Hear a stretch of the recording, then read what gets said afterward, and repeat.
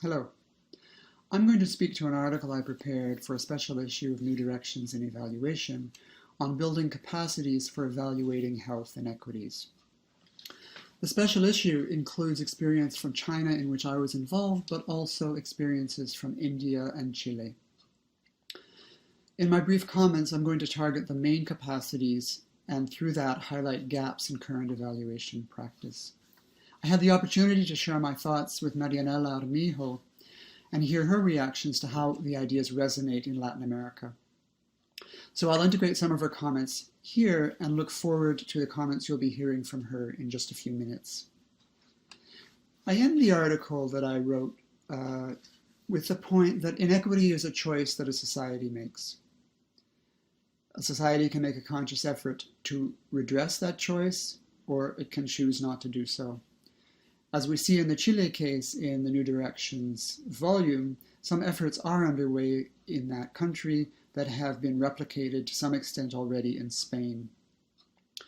But as I discovered in my conversation with Marianela, equity is declining in Latin America, as it is in many other regions, and it's not something that's considered by evaluation in a serious way. Evaluation and equity are just not found in the same sentence. And there are no incentives really for decision makers to use evaluations or even to commission evaluations that look at equity.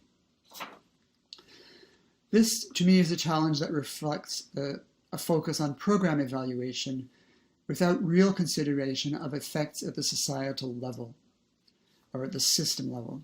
It also reflects the power of politics and the powers of influence, something that evaluation has not really been able to crack. To me, evaluation has become too micro in orientation, speaking to the success of a program, but not to its real effects on a society.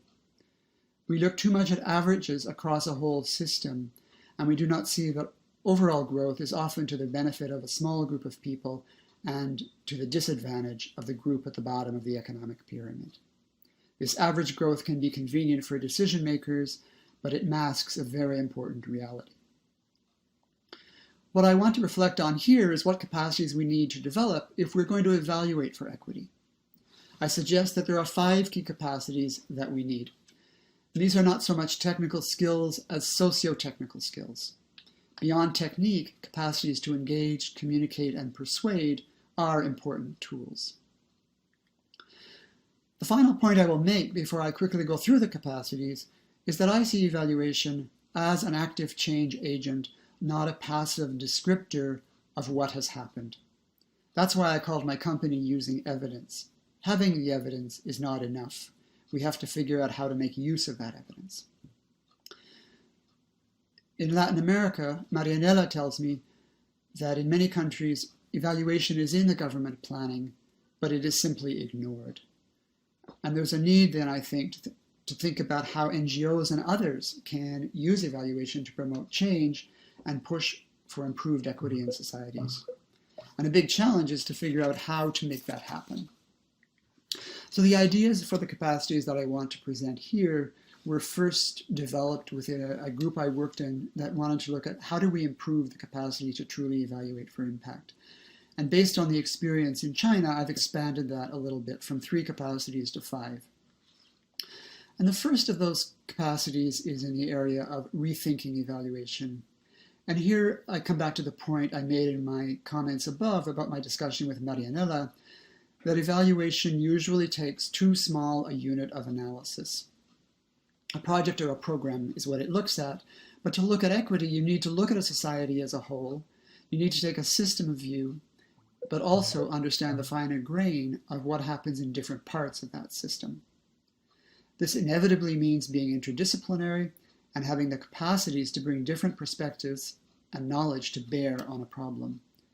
It also means having the capacity to work with multiple data sets with different kinds of methods, or capacity to use mixed methods.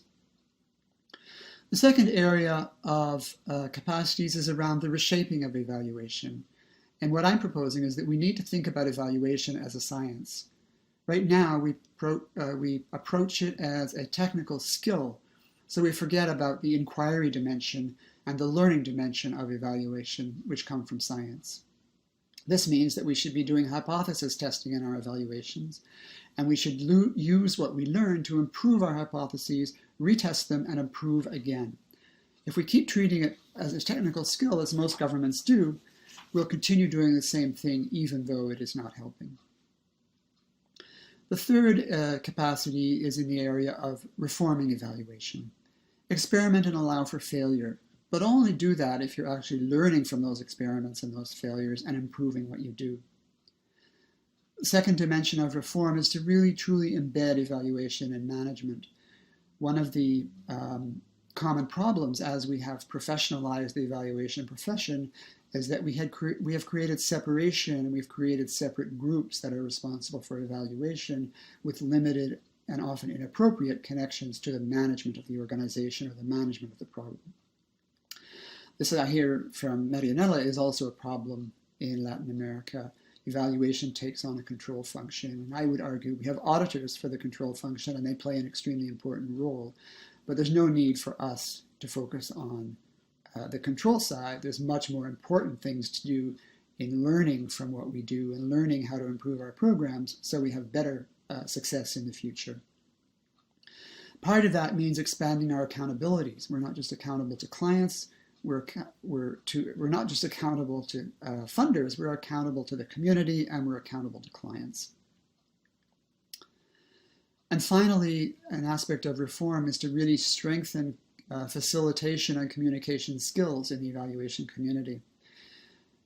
Marianela and I also talked about communication skills and the fact that many researchers and evaluators are not very good at communicating their findings and their ideas in ways that either the public or policymakers can truly understand in ways that help them meet their needs. We stay inside our own methods and our own language. The fourth area, first one I've added, is really review.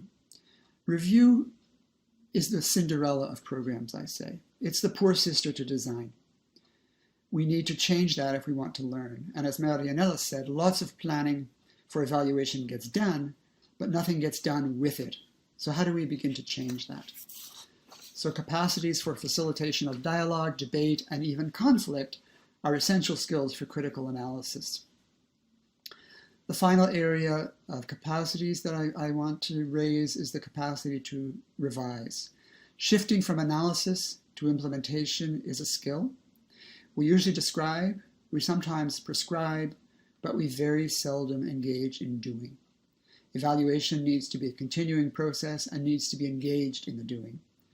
And we need the fine grain, not only what worked, but what worked for who and in what context did it work. To return to my initial point, equity and inequity is a choice that a society makes.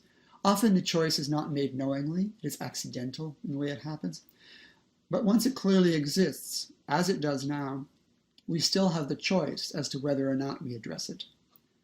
The pointers here are for ways for evaluation capacities to be strengthened so that evaluators are more able to highlight failure and progress with respect to equity. Thank you.